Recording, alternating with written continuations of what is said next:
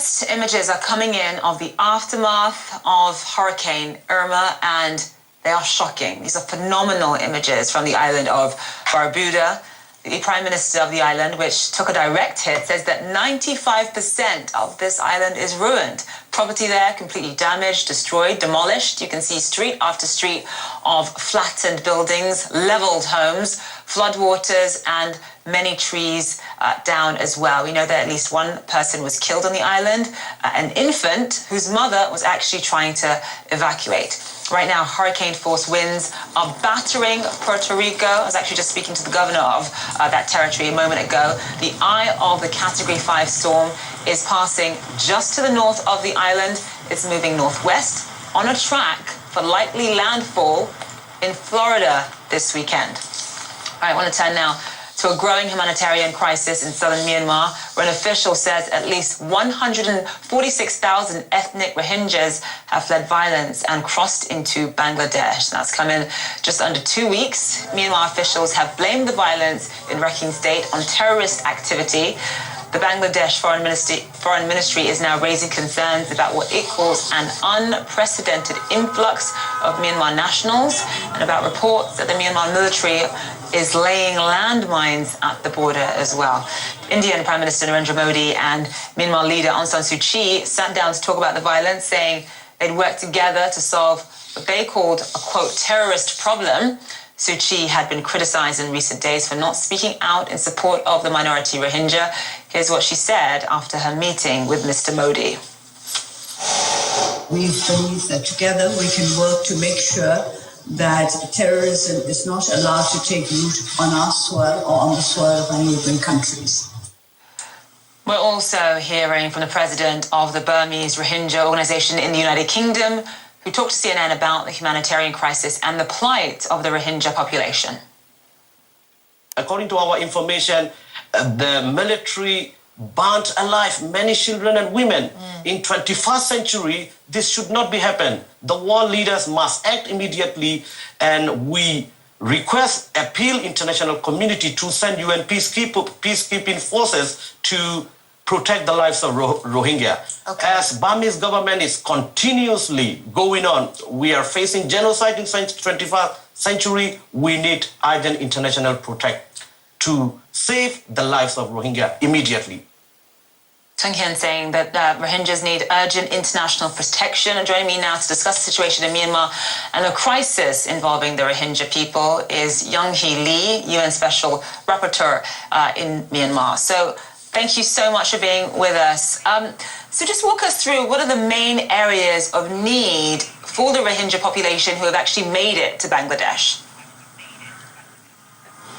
Thank you, Zain. Ironically, you were just reporting about the hurricane in the American continent. We shift from a natural disaster. Now this one is a man-made disaster. What the Rohingya refugees now need is urgently shelter, food, clean water, and other humanitarian or health needs that affect, because they've been walking for several days, and children and elderly have not had any food for several days. I mean, describe that journey across the border into Bangladesh. You mentioned they've been walking for several days, but I mean, what has it been like for them? It's not a very close journey for some people, because depending on where their village is, they have to walk for days, and sometimes they walk through mountainous terrain. And I've been hearing reports that some are still stuck in a mountainous terrain. About 10 to 20,000 is the number. We can't verify the number, but some it's easier to cross over the Naf River. But nevertheless, they are fleeing. Elderly and young and girls and women are fleeing. And I'm also getting reports that some of the men and boys are being left behind or held behind by the militant extremists, the so-called ARSA now, to fight and defend against any other security force clearance operation incidents. So for our international viewers, so people who are watching around the world who might not necessarily be familiar with the plight of the Rohingya people, just explain to us the issue of identity that they're dealing with and the lack of a sense of belonging.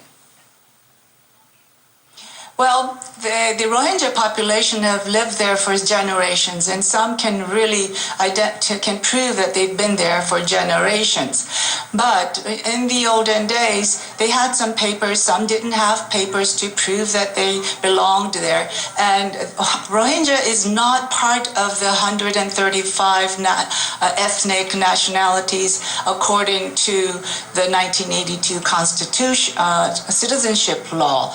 And this is why we've been advocating to amend the 1982 citizenship law. By nature that they do not have any status, literally they are stateless. And I believe Myanmar houses the most number of stateless people in any given country. 10% of their population is considered to be stateless in Myanmar. Now, they don't have any access to basic health services, education. Freedom of movement was restricted, birth spacing, birth registration. They've been all very hardly controlled. And so this means that they had discrimination by law, practice, and in policy for decades now. Aung San Suu Kyi has been hailed by the international community as a global human rights icon. Do you think she's lived up to that title in the way she's dealt with this crisis?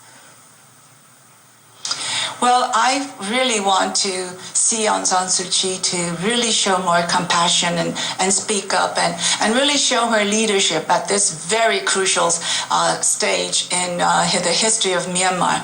Aung San Suu Kyi, when she was in house arrest and she fought those years of her adulthood life to fight for a free and democratic Myanmar. And I'm sure she did not fight for a Myanmar that excludes a portion of that population from freedom and democracy. So what should the international community be doing now to combat this crisis? Well, I think, first of all, the neighboring ASEAN countries should really take a more proactive and active role in dealing with this, because the Rohingya crisis is not only bound to the Rakhine borders. It is now beyond. It's going beyond the borders of Rakhine. It's spilling over to neighboring countries. At the United Nations level, the Security Council must act. Come up with some decisions and actions in addressing this situation in Myanmar. Right, Young Hun Lee, thank you so much for being with us and sharing your perspective on this story. Thank you. Thank you. Hurricane